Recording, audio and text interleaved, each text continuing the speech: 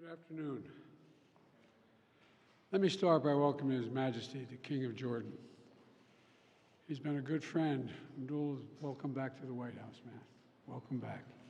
And by the way, Barack's looking at you in the corner over there.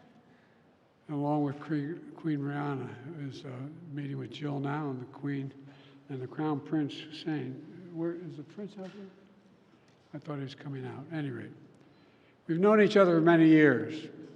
And His Majesty's been a good friend all those years, a steadfast partner alongside the Queen, and a beloved leader to their people. The partnership between the United States and our ally, Jordan, is strong and it is enduring. Today, the King and I discussed with our senior foreign policy staffs what the issue that's front and center in the Middle East and well beyond. The war between Israel and the terrorist organization Hamas. Over 4 months ago, on October the 7th, Hamas attacked Israel in an act of sheer evil, massacring more than 1,200 innocent women, men, and children, the deadliest day for the Jewish people since the Holocaust. More than 250 hostages were taken. 134 are still being held hostage by Hamas. We don't know how many are still alive.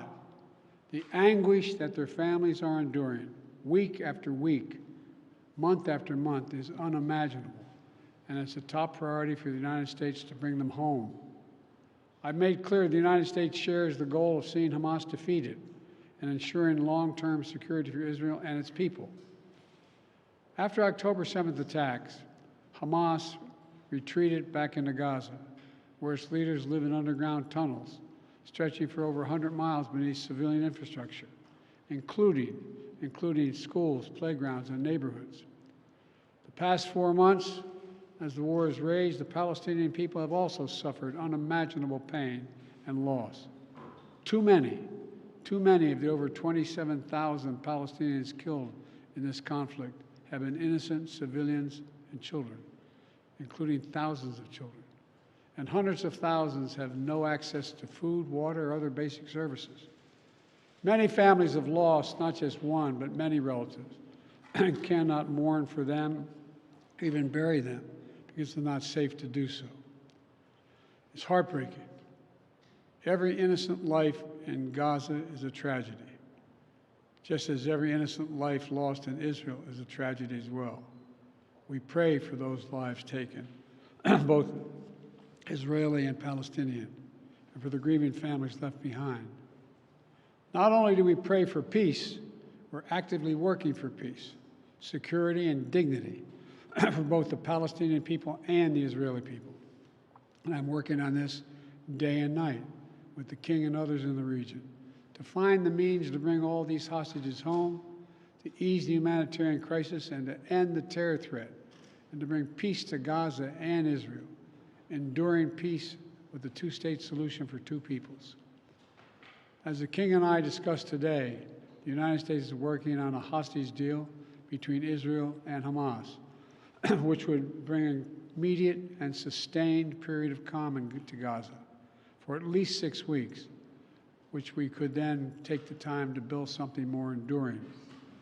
Over the past month, I've had calls with Prime Minister Netanyahu, as well as the leaders of Egypt and Qatar, to push this forward.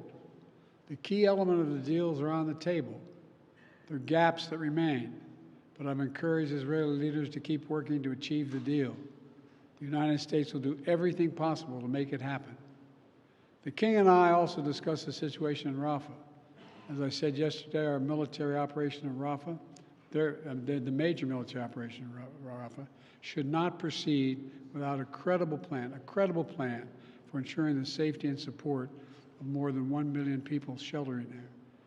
Many people there have been displaced multiple times, fleeing the violence to the north, and now they're packed into Rafah, exposed and vulnerable.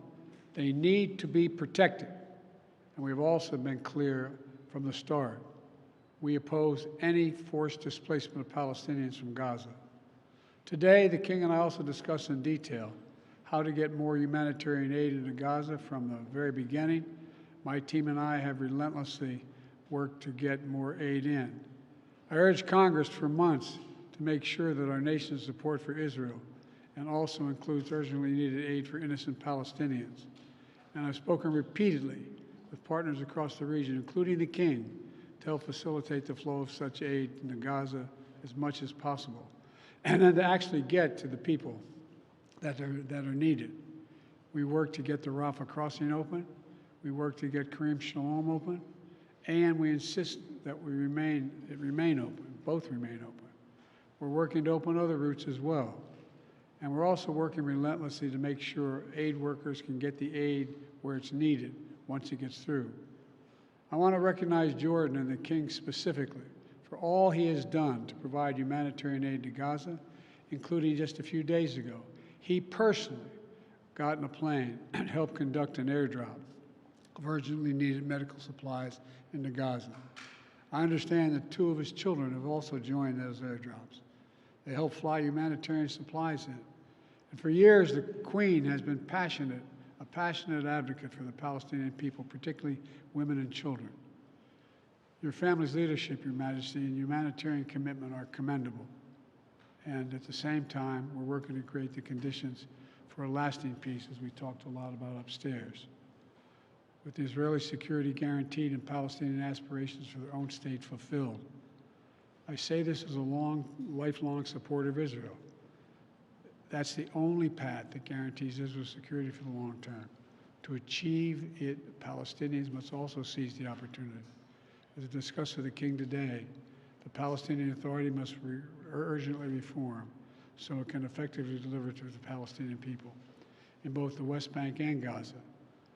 Once Hamas's control of Gaza is over, they must prepare to build a state that accepts peace, does not harbor terrorist groups like Hamas and Islamic Jihad.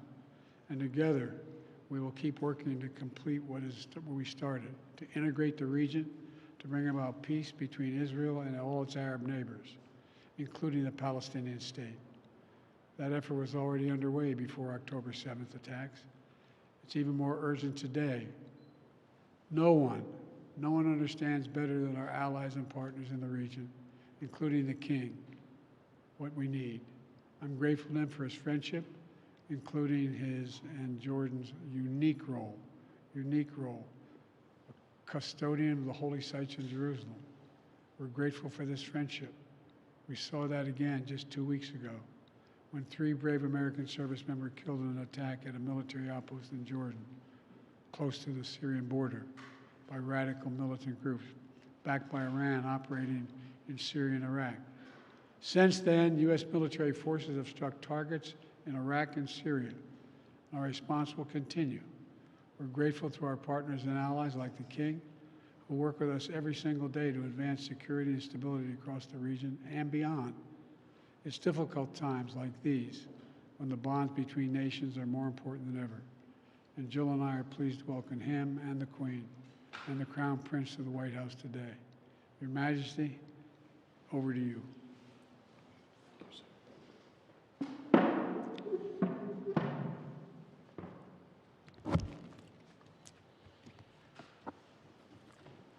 Mr.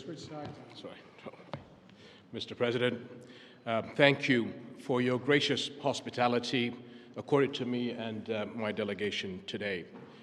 My visit today carries an added meaning as our countries this year mark 75 years of exemplary strategic partnership.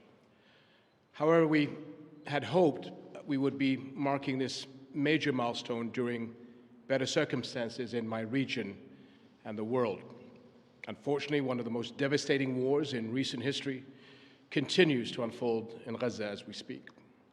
Nearly 100,000 people have been killed, injured, or are missing. The majority are women and children. We cannot afford an Israeli attack on Rafah. It is certain to produce another humanitarian catastrophe. The situation is already unbearable for over 1 million people who have been pushed into Rafah since the war started. We cannot stand by and let this continue. We need a lasting ceasefire now. This war must end. We must urgently and immediately work to ensure the sustainable delivery of sufficient aid to Gaza through all possible entry points and mechanisms. And I thank you, Mr. President, for your support on this. Restrictions on vital relief aid and medical items are leading to inhumane conditions. No other UN agency can do what UNRWA is doing in helping the people of Gaza through this humanitarian catastrophe.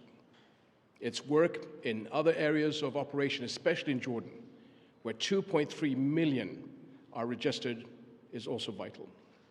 It is imperative that UNRWA continues to receive the support it needs to carry out its mandate. The potential threat of Palestinian displacement beyond the borders of Gaza and the West Bank is something we view with extreme concern and cannot be allowed. At the same time, we must not ignore the situation in the West Bank and in the holy sites in Jerusalem. Nearly 400 Palestinians have been killed in the West Bank since October 7th, including almost 100 children and over 4,000 injured. Continued escalations by extremist settlers in the West Bank and Jerusalem's holy sites and the expansion of illegal settlements will unleash chaos on the entire region. The vast majority of Muslim worshippers are not being allowed to enter Al-Aqsa Mosque. Christian churches have also voiced concerns about increasing and unprecedented restrictions and threats. It is also important to stress that the separation of the West Bank and Gaza cannot be accepted. 7 decades of occupation, death, and destruction have proven beyond any doubt that there can be no peace without a political horizon. Military and security solutions are not the answer. They can never bring peace. Civilians on both sides continue to pay for this protracted conflict with their lives. All attacks against innocent civilians, women and children, including those of October 7th, cannot be accepted by any Muslim, as I had previously stressed. We must make sure the horrors of the past few months since October 7th are never repeated nor accepted by any human being. We must together, along with Arab partners and the international community, step up efforts to reach a ceasefire in Gaza and immediately start working to create a political horizon that leads to a just and comprehensive peace on the basis of the two-state solution. An independent, sovereign, and viable Palestinian state with East Jerusalem as its capital, but living side by side with Israel in peace and security. This is the only solution that will guarantee peace and security for the Palestinians and the Israelis, as well as the entire region. Your leadership, my dear friend, Mr. President, is key to addressing this conflict, and Jordan is ready to work, as always, with you towards peace. Thank you.